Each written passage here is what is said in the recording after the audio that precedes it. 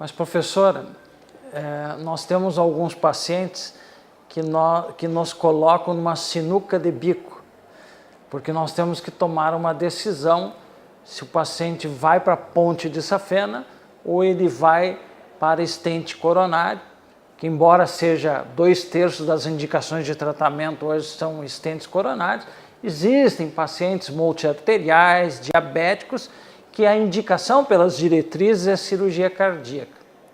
E tem os pacientes com problema de válvula aórtica, cada vez mais agora, com estenose aórtica calcificada por causa da idade, que nós temos medo de mandá-lo para a cirurgia cardíaca e vamos então por cateter. Mas na tomada de decisão pelo Heart Team, né, pela equipe, que entra o clínico, o hemodinamicista, nós no caso, e o cirurgião cardíaco, a gente observa muito essas peculiaridades em relação à idade. Como nós dizíamos antes do intervalo, tem pacientes que parecem que têm 80 e tem 50, e tem pacientes de 80 que têm 55. Como é que se explica isso? Bem, realmente esta é uma verdade. Digamos assim, o envelhecimento cronológico é apenas arbitrário. O que nós temos que entender é que geralmente nós chegamos no pico funcional em torno dos 25 anos de idade e depois os nossos órgãos começam a envelhecer. E alguns vão envelhecer mais rapidamente, por causa das mulheres, é clássico, né, que os ovários nossos com 50 anos por aí entram em falência. Outros órgãos já começam a envelhecer mesmo com 30 anos de idade e começam a declinar a sua função. O que acontece aí? Todos nós herdamos uma história familiar que faz com que a gente às vezes seja mais forte, tenha maior capacidade funcional em um órgão e menor capacidade em outro órgão. E essa história funcional está imersa no nosso ambiente. Então isso acaba fazendo com que a gente seja um produto dessa interação gene-ambiente e que muitas vezes, mesmo até que a pessoa não tenha tanta exposição a fatores de riscos tradicionais, ela acabe chegando nessa condição, com uma baixa funcionalidade que faz com que a gente não consiga, que o médico não consiga tomar a decisão de operar, porque vai ter muito mais risco do que benefício. Então, eu acho que o mais importante é, todo mundo se pergunta, mas será que eu vou ser um velho funcional ou não funcional? O que eu faço para que eu saiba qual é que é o meu órgão de impacto, como é que não é. Então, eu sempre gosto de dizer como geneticista que a história da nossa família, dos nossos familiares, pode contar muito sobre como é que nós vamos envelhecer, né? E é por isso que naquela reportagem eu comentava o seguinte: muitas pessoas consideram que o corpo é uma máquina e que envelhece. Eu considero que não. O corpo, que na realidade o nosso corpo, ele é uma estrutura que a gente dirige, que nós é que manejamos. Então, às vezes, tu pode não ter um carro tão bom assim, mas tu consegue manejar bem e tu vai viver mais do que o outro que recebe uma super genética e se expõe e acaba vindo a morrer ou a ficar muito frágil. Então, dentro desse contexto aí, o que eu sugiro sempre? Todo mundo hoje sabe, pelos programas de prevenção, que a gente tem que se alimentar bem, que a gente tem que fazer atividade física moderada e que também a gente tem que cuidar do nosso estresse. Eu chamo isso da santíssima trindade do envelhecimento bem-sucedido. Comer bem, não se estressar, que significa dormir bem, ter um lazer, conseguir manejar, não é, a ansiedade, os estados depressivos e também fazer atividade física moderada. Agora, como reconhecer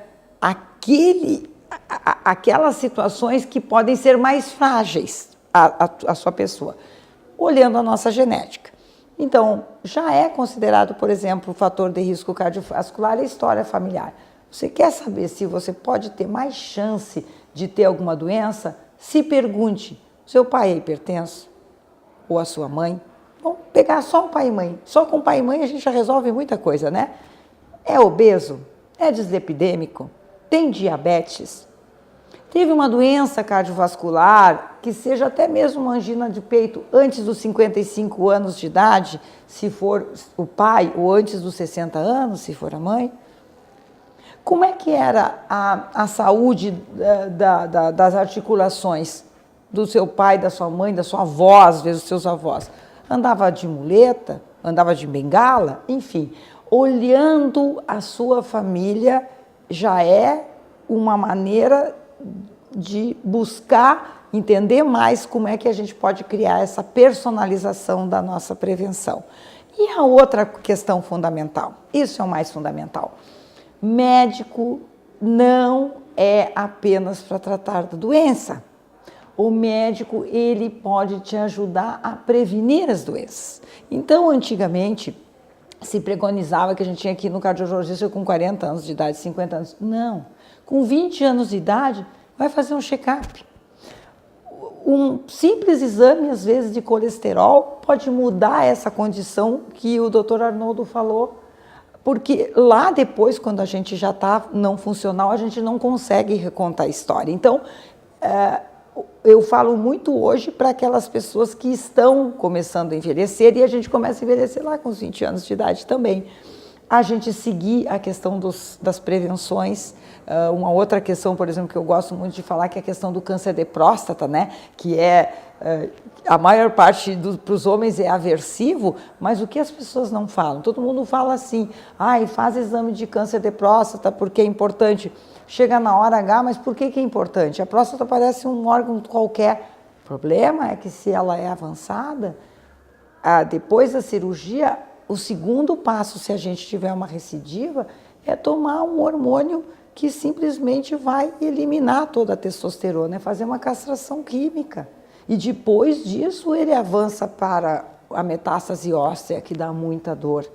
E eu acho interessante que isso tem que ser divulgado. Então, um examezinho desagradável, mas que pode ser muito agradável no futuro. Então, em todos os sentidos, hoje nós temos armas para chegarmos aos 80 anos de idade com um corpo de 50 ou de 60 anos.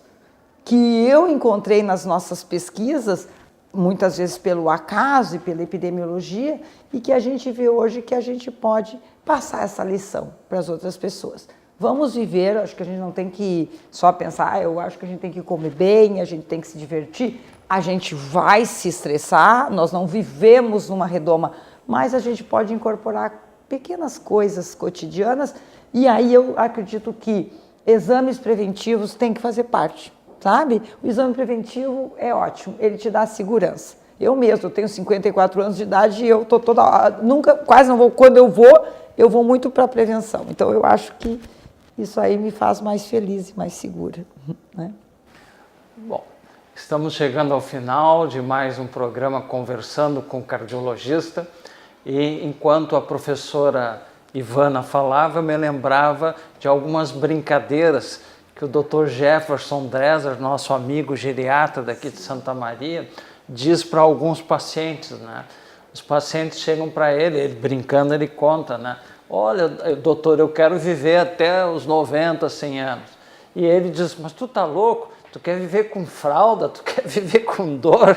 Na brincadeira, é claro, né? Sim. Então, para a gente evitar que essa brincadeira do nosso colega ela se torne realidade, nós temos que seguir o que a nossa geneticista está falando.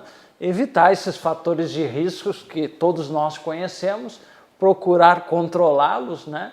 E torcer para pessoas como a professora pesquisadora nos deem melhores resultados na regeneração daqueles tecidos que vão se deteriorando com o passar dos anos. Professora Ivana, nós agradecemos a sua presença aqui e passamos para você fazer suas considerações finais.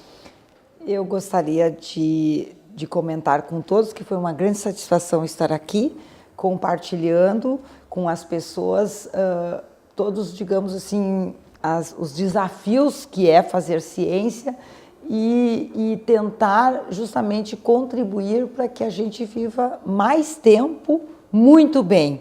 E se isso significar viver mais tempo em termos de longevidade, que ótimo, porque afinal das contas a vida só vale a pena ser vivida se a gente estiver de bem com ela e for muito bom para nós e para toda a nossa comunidade, né? Então, vamos lá. Muito obrigada mesmo. Bom, chegamos ao final de mais um programa Conversando com o Cardiologista, hoje entrevistando a professora Ivana Mânica da Cruz, da Universidade Federal de Santa Maria. Meu muito obrigado, nos encontramos a semana que vem.